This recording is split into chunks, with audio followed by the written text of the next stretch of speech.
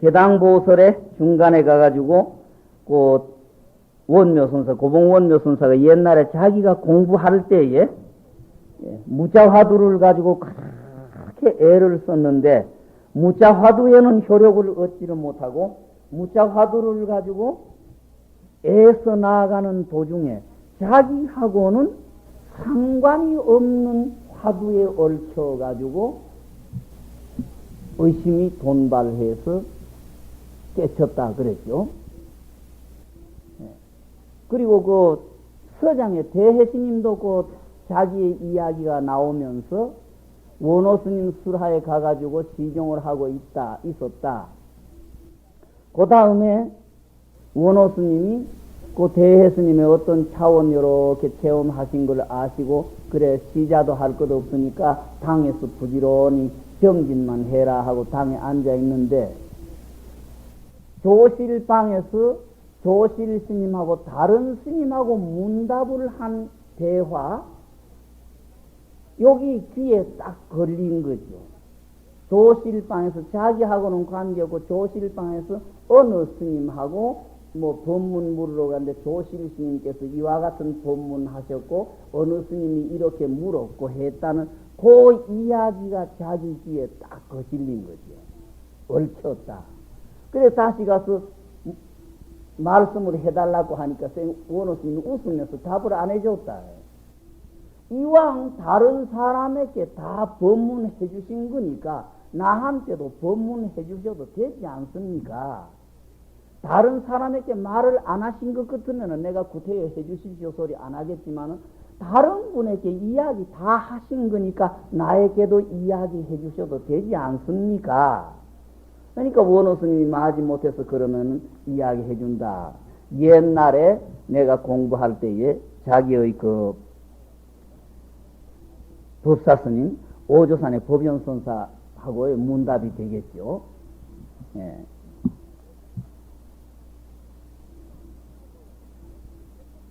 이수 정등화라 그랬죠. 칠기가 나무를 의지할 때 어떻습니까? 그러니까 전각의 생미향이다 그랬죠.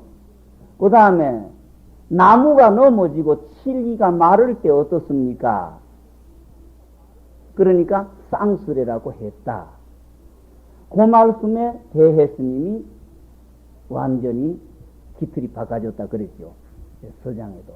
이렇게 하듯이 이 마음의 정지는 화두 이먹고만 이먹고에서 꼭 해결이 되라는 부분은 없습니다. 이먹고를 부지런히 해 나갈 때에 어디서 길 가다가 어떤 사람과의 나하고는 아무 관계없는 대화 귀에 슬쩍 스쳐가던 게 얽혀가지고 거기에서 촉발될 수도 있는 거고 또 어떤 스님네가 나하고는 관계없는 대화하는 거 귀에 슬쩍 스친 게 되질 수도 있고 뭐 영원 스님의 그 복숭아꽃 보았다는 이야기든지 뭐 길 가시다가 그 발가락 돌에 채이면서 했다든지 이렇게 한다. 근본 화두 이거는 부지런히 해 나가셔야 됩니다. 요게 부지런히 함으로 해서 옆으로의 연도 끌고 온다 이거죠. 스님네든 세속 사람이든 집안에 무슨 원이 있어가지고 할 때에 되든 안 되든 부지런히 신심껏 기도를 하든지 뭘 하든지 하고 있으면은 이게 익어지면서 여기에서 안 되면은 요 연이 옆으로서 그 일이 마무리되는 연이 저절로 모이게 되듯이 정진하는 문 중에서도 꼭 이 화두 여기에서가 아니고 이 화두를 부지런히 해 나갈 때에 옆으로의 인연이 익어져 가지고 옆으로의 인연으로서도 이 일을 마무리할 수 있는 계기가 온다는 이야기입니다. 그래서 고봉원묘선사가 앞에 시간에 무자화두를 가지고 3년 동안 자지도 아니하고 자복에 오르지 아니하고 낮과 밤 근데 이 고봉원묘선사의 행장 같은 것을 보면은 괴각 중에는 독괴각이고 독한 사람 가운데는 독한 무서운 사람입니다. 독한 사람입니다.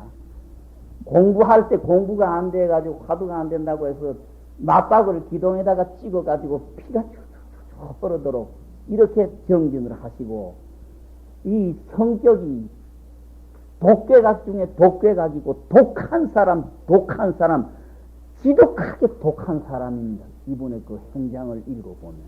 그러니까 오전 시간에도 말씀드렸습니다만, 자기 스승 되는 법사 스님 되는 분이 와가지고 잠깐 미로 오라, 만나고 싶으니까 오라. 근데 스승의 명령에도 움직이지 아니하고 편지를 써서 보내고, 천목산이라는 자리에서 30년을 내려오지를 안 하고 그 문턱을 넘지를 않고 살았다고 하는 이런 독한 무서운 모퉁이가 있습니다.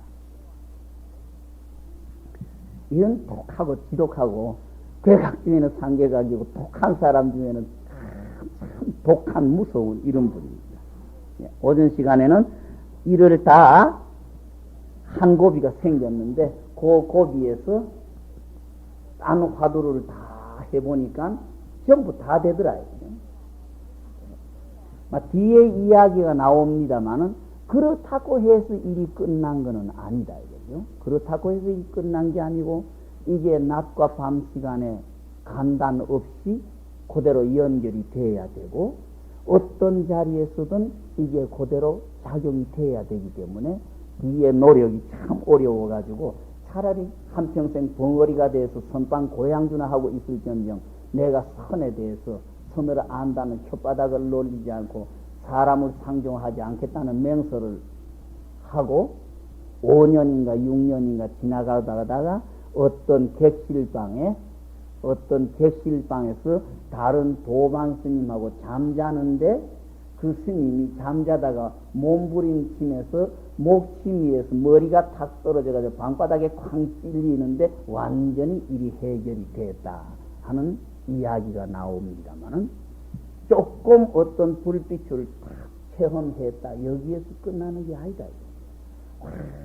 완전히 낮 시간 밤 시간도 없고 24시간 이 살림살이에서 살아야 되고, 그 이상 더 나아갈 수 없는 끝까지 자리까지 가야 한다. 쪽발이들의 기록을 보면은 그런 게 있어요. 쪽발이들의 기록을 보면은 우리나라의 고려 마렵에 그 중국의 임재종의 서곡 스님입니까? 서곡 천공 스님에게 가서 전법을 받아왔다 하는 태고 보우국사는 공부 미진하다.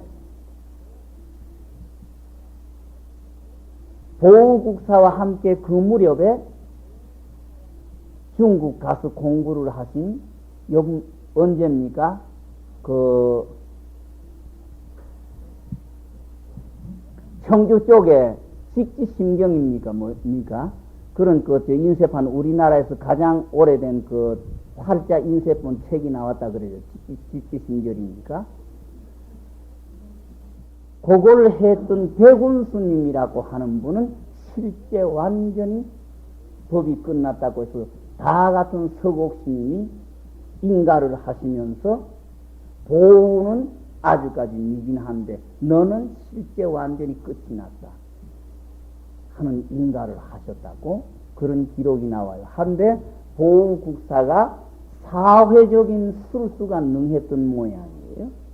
사회적인 술수가 능했기 때문에 그 자기보다는 공부가 앞선 백운스님 같은 분 시기해가지고 서울 쪽으로 발을 몸부시게 했고, 자기 무렵에 같이 계셨던 나옹스님을 그렇게 시기해가지고 가진 방법 수단을 써서 나옹스님을 죽이려고 해서 나옹스님이 오대산 들어가가지고 북대에서 10년을 살았다고 하지만은 눈물 나는 이야기지 않습니까? 얼마나 머리 깎은 스님들도 벼슬 하고 명예에 눈이 어두워가지고 중앙 쪽에서 온 압력 때문에 나옹 스님이 북대에서 양식이 없어서 바보도록 바루를 들고 월정사에 내려가면 월정사 대중이 바루에 죄를 담아줬다고 하는 그런 기록이 있지 않습니까? 나홍 스님이 서울 쪽을 몽가한 거는 태고 보우국사의 시기 질투 때문에 그랬어요. 공부인이라고 해도 이 안 떨어지는 것 같아요. 이런 점은 우리가 굉장히 조심해야 될 것 같고요. 태고 보우국사 이야기가 조금 옆으로 갔습니다. 그런데 이 공부해 나가는 과정에서 조금 어떤 차원에서 만족을 느낀다든지 이렇게 해버리면은 그 이상 향상이 없다. 조금 불빛을 체험했다.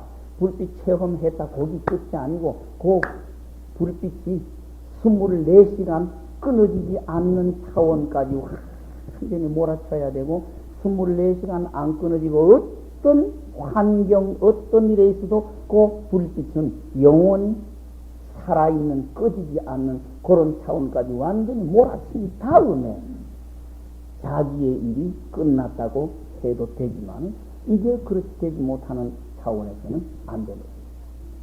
여기에서 일단 뭔가 불빛 봤다, 여기에서 만족을 느끼고 어떻게 하다가 보면은 원점으로 뒤돌아가가지고 완전히 앞에 것보다 못한 캄캄한 상태가 된다. 이런 걸 어른들이 많이 꾸지르며 하셨죠. 이야기 조금 옆으로 갔습니다. 반야의 묘용이 진실로 속이지 않더라. 거짓말 안 하더라. 거짓말 이 세상에 공부해서 반야 어떤 차원에 도착했을 때 거짓이란 없더라.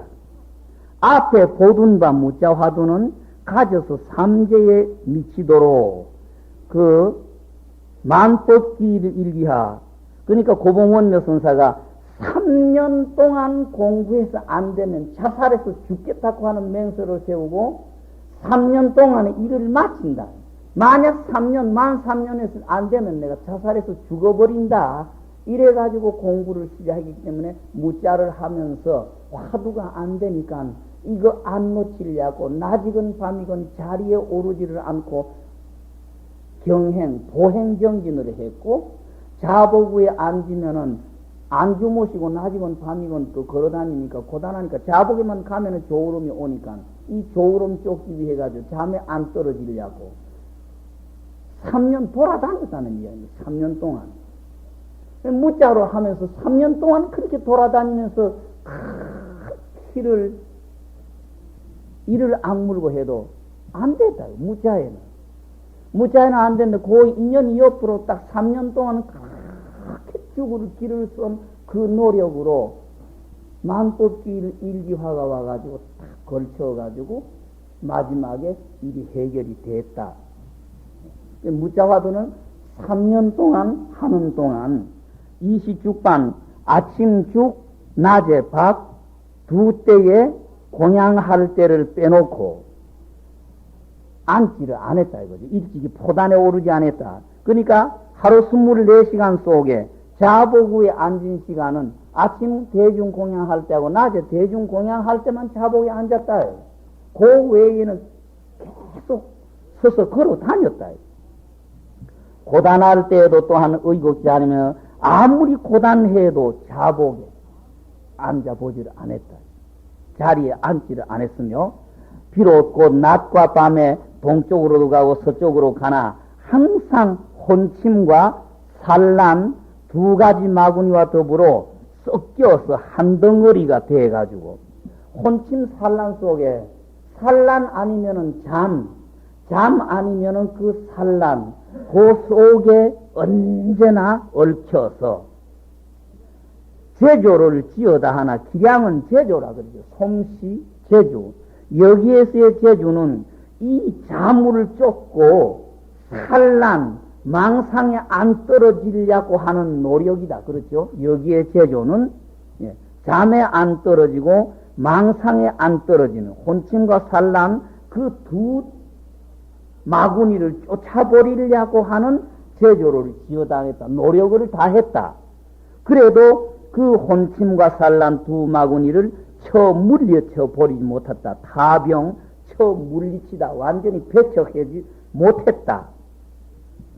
그러는데 이 무자 위에는 여기에서의 놈자자, 이후에서의 놈자자는 이자자와 같은 뜻이죠. 이 무자 위에서는, 무자 화두에서는 마침내 일찍이 일향간 밥 한 숟가락 씹어 먹는 사이도 이 말이죠. 일향간 밥 한 숟가락 씹어 먹는 동안에도 힘을 들고 조각을 이루지 못했었다. 진실한 공부가 안 됐었다. 의심 속에 해야 되는데, 의심이 아니고 무라는 요것만 들고 있을 뿐, 진짜 화두가 안 됐었다. 밥 한 숟가락 먹는 사이에도 그 진정한 공부가 안 됐었는데, 스스로 일을 결정한 다음에, 일이 끝난 다음에, 만법기 일기화 일주일 하다가, 이 송장을 끌고 다니는 놈이 어떤 놈고 하시는 그 말씀을 깨뜨리고 난 후에 그 병의 근원을 궁극해 보니, 그 병의 근원을 이렇게 따져보고 분석을 해보니까 다른 연고 없다. 다른 까닭이 없었다. 다만 의정상에 있어서 공부를 짓지 않았다. 화두라는 건 붙들고만 있었지, 의심을 못 일으켰다. 의심을 가지고 공부를 해야 되는데 의심을 만들지를 못했다. 단 무자라는 무하는 요거는 붙들고 있을지언정 실제의 의심이 안 됐었다. 의심에서 공부를 지었어야 될 텐데 의심을 일으키지를 못했다. 오전 시간에 말씀드렸듯이 그 벽산이라고 하는 분, 난생 처음으로 극락암에 노신님 만나면서 전에 무슨 화두 이야기 들은 것도 아니고 공부 이야기 들은 것도 아니고 불교 이야기 들은 것도 아니고 제일 처음 극락암에 노신님하고 마주 앉아가지고 헌배야 하는데 예 대답을 해놓으니까 지금 네가 예라고 한 그는 뭐냐 하는데 하늘과 땅이 바로 쪼개진 것 같더라 이겁니다. 숨이 꽉 막혀가지고 숨을 못 토했다. 아찔하더라고요. 그래서 숨을 이렇게 큰 숨을 내뿜은 다음에 마음이다. 그러니까 그거는 마음도 아니고 법도 아니고 부처도 아니고 중생도 아니다. 그대로 칩니다. 이렇게 됐다. 이게 진정한 화두라는 이야기입니다. 그러니까 열반하신 금복로 스님이 늘 말씀을 해요. 19살에 가가지고 고향주를 하면서 매일 수십 번씩 옛날 그 부엌이니까 부엌 안에 수도가 없지요. 마당에 홈똥 대놓고 돌 수각에 물을 길러, 그러니까 씻을 때도 마당에 나가야 되고 물을 길러도 마당에 나가야 되고 나갔다가 들어오면서 대문에 입차물 내던 막전 지혜라는 이 8글자 나가면서 쳐다보고 들어오면서 쳐다보고 나가면서 쳐다보고 들어오면서 쳐다봤다 이거. 그러다가 6년 만에 그만 걸망 싸질머지고 도망을 갔다 해요. 해인사 가가지고 선방에 가서 물었을 때에 부모 미생전에 아버지와 엄마가 너를 낳기 이전에 너의 면목이 뭐냐 이래 주셨는데 이게 가슴에 딱 안았다 이겁니다. 가슴에 딱 안아가지고 자꾸 떨어져 나가고 이게 뭔가 꽉 들어붙어야 되는데 안 들어붙고 여기 자꾸 엉거주춤하고 요거는 자꾸 달아나고 나는 자꾸 달아나는 요놈을 붙들려고 하고 그러니까 공부가 안 된다는 이야기죠. 아마 대개 스님네도 그거를 다 체험하셨을 거예요. 지금도 혹 그러실란지 모르죠. 요놈은 자꾸 나는 붙들고 있고 싶은데 요놈은 자꾸 달아나니까 요놈 달아나는 요놈만 붙들고 있으려고 애써지 화두의 의심이라는 거는 아예 생각도 못 해보는 차원에서 허우적 거리게 되죠. 그러니까 시간이 가면서 답답해지고 딴 사람은 다 잘하는 것 같은데 나는 왜 이럴까? 어떻게 하면은 이 망상을 물리치고 진짜 화두를 할 수 있을까? 어떻게 해야 될까? 언제쯤 이제는 되려는가? 빨리 하고 싶고 잘하고 싶다는 욕심 때문에 잠도 안 자고 이거 하지만 이먹고가 아니고 어서 해야지 빨리 해야지 잘해야지 하고 앉아 있는 거지 실제 이먹고는 앉아 있는 상태지 않습니까? 냉정하게 평을 할 때 이게 가슴에 꽉 찔려야 되는데 가슴에 안 온다는 거예요. 그러니까 금봉스님이 부모 미생전에 본래 면목을 물으시는데 이게 자꾸 달아나려고 하고 이 가슴에 푹 안 오니까 안 되더라요. 할 수 없는데 결제 중에 매일 조실방에 가는 거예요. 매일 조실방에 가서 답답해서 안 되겠습니다. 좀 딴 방법을 일러주십시오. 딴 말씀을 해주십시오. 그것만 하라고. 할 수 없어가지고 하니까 반결제 때에 조실 스님께서 파괴사 성전에 가면은 해월 스님이 계시니까 그 회상으로 가서 물어봐라. 결제 중에 가도 됩니까? 내가 소개장을 써줄 테니까 걱정하지 말고 가라. 예, 지금 파괴사 성전은 한 사람이나 두 사람이 거처할 수 있는 자그마한 자리입니다만 파괴사 성전은 그 여러분이 잘 아시는 그 정조대왕이 자기 아들의 생남 기도를 부탁해가지고 그 용파스님의 기도도 되고요. 금강산에 농산 스님이 몸을 바꿔서 들어가신 분이 순조지요. 그 인연으로 해서 용파스님의 별장으로 지어주시면서 한 30명 대중이 앉을 수 있는 큰 방을 해주신 겁니다. 그래서 지금부터 한 30년 전까지만 해도 파괴사 성전은 큰 방이 30명 대중이 둘러 앉아서 정진을 할 수 있는 선방 큰 방이었었어요. 중간에 노장님이 들어가시가지고 실수해서 그거를 완전히 줄여버리고 자기 혼자 사는 자리 딱 만들어서 철망까지 켜고 있다가 막 그래 망쳐버렸습니다만은 지금의 파괴사 성전은 옛날 모습이 아니고 옛날 파괴사 성전은 30명 대중이 앉을 수 있는 그런 선방이었었어요.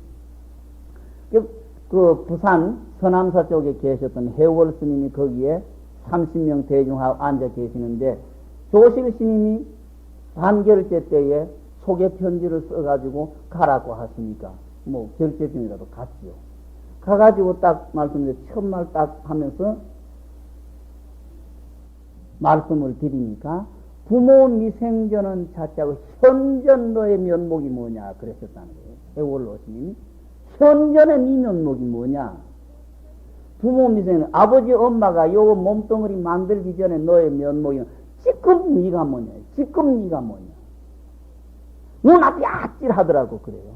금복노 스님이 눈앞이 아찔하더라고. 나와가지고 엿새 만에 해결이 됐다고 그래요. 엿새 만에 해결이 됐는데 지금 네 면목이 뭐냐는 그 송것이 다 꽂혀가지고 다시 요지부동이 되어버렸으니까 화두가 그대로 되어버린 거죠. 엿새 만에 해결이 됐다 이겁니다. 엿새 만에 해결이 돼서 조실방에 갔는데 해월 노스님이 금복 노스님이 늘 그 흉을 냈어요. 목치미를 하나 딱 내놓으시고 목치미를 세워서 질문하시고 밑에서 질문하시고 모를 세워서 질문하시고 엎어놓고 질문하시는데 목치미를 갖다 놓고의 대화는 10마디 답에 물으면 10마디 답이 다 나오더라고요. 근데 해월 스님이 목치미를 뒤로 딱 돌려놓고 앞에 아무것도 없는 상태에서 목치미가 앞에 있는 것처럼 질문을 하시는데 10마디의 대답에 질문에 3마디 답이 안 나오더라고요. 목치미를 분명히 앞에 내놓으시고 질문하실 때는 10마디 답이 다 나왔는데 목치미가 아무것도 없는 상태에서 목치미를 움직이면서 질문하시는 그런 질문하시는데 10마디에 3마디 답이 안 나오더라고요. 조금 덜 됐으니까 가서 하라는데 얼마나 분했든지 얼마나 분하든지 조실바에서 딱 다 하고 와서는 그 자리 딱 서서 24시간을 정진을 했답니다. 밥 한 끼니 안 잡수시고 화장실 안 가고 그 자리 딱 서서 조실방에서 와서 자기 자리 자복 위에 딱 서서 까딱도 안 하고 24시간을 정진을 했답니다. 다음날 새벽에 새송하는 종소리에 완전히 풀어지더랍니다. 그래서 조실방 문을 열고 소리를 질렀더니만은 해월 스님이 뛰어오시가지고 이불을 막으면서 그래 됐다. 너의 분상에서는 그 소리가 안 걸거지지만은 큰 방에 있는 놈들이 이 소리를 들으면은 신세를 망친다. 중생들의 호기심입니까? 남의 공부한 차원 이야기들은 요것 내 살림처럼 나풀거리고 댕기니까 지 공부도 안 되고 남도 망친다는 이야기. 그러니까 너의 분상에서는 일이 끝났지만은 큰 방에 있는 놈들이 이 소리를 들으면은 지신세도 망치고 사회를 망친다고 입을 딱 막으시면서 하시는데, 그때에는 어떤 질문이건 한 말씀도 내키지를 않고 다 할 수가 있더라고요.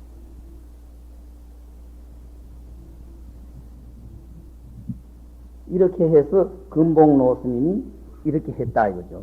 그런데 의심이 안 오면 안 된다 이겁니다. 화두일수록 가까워야 한다 그러죠. 화두일수록 가까워야 되고, 화두는 멀면은 공부가 안 된다고 노인들이 그래요. 그러니까 이게 가슴에 무엇이 푹 찔려가지고 요지 부동이 돼야 화두가 되는데, 이게 자꾸 단어도 이게 안 붙어가지고 단어 기억하려고 애를 쓰는 상태니까 의심이 생길 틈이 없죠. 단어 달아나는 걸 붙들려고 하는 노력, 이게 공부처럼 착각을 하게 된다는 이야기입니다. 화두일수록 가까워야 한다 그래요.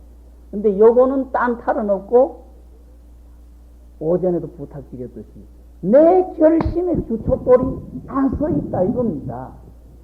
내 주춧돌을, 결심의 주춧돌이 흔들리고 약하기 때문에 선지식의 칼날이 내 가슴에 송곳처럼 안 꼽히는 거지. 선지식 스님네의 수단과 방법이 잘못된 건 아니다. 요는 내 마음의 주춧돌이 간절절자에 안 놓여 있거나 견고하게 안 놓여 있다. 수사로 결정한 후에 그 병의 근원을 궁구해 보니까 다른 까닭이 없다. 의정, 화두는 의심에서 공부가 돼야 되는데 의심에서 공부가 안 됐다. 의심에서 공부를 안 했다. 일미로 다만 들되 화두 둔다고 해서 화두는 붙들고 있다. 그러나 화두를 들 때에는 곧 화두가 있는 것 같고, 화두를 일부러 기를 써서 애를 써서 화두를 들지 않으면은 문득 없어지고, 설사 의심을 일으키고 싶어가지고 의심을 일으키려고 애를 써도 의심을 일으키고자 하더라도, 하고자 할 역자와 같이 봐가지고 서려, 설사 의심을 일으키고자 하더라도 또한 손대질 곳이 없었다. 손 붙일 자리가 없다. 손 붙일 자리가 없다. 어떻게 해야 되려는지 손으로 쓸 수가 없다는 게, 손으로 쓸 수가 없다. 이거는 그 공부하시다가 보면은 다 경험하시는 일입니다. 화두라는 거 붙들고 계셨던 분들은 다 이 체험을 다 하셨을 거예요. 어떻게 해볼 수가 없는 거. 안타깝기는 안타깝고 빨리 하고 싶기는 한데 도저히 의심은 안 되고 어떻게 해볼 수 없는 자리. 손 내릴 곳이 없으며,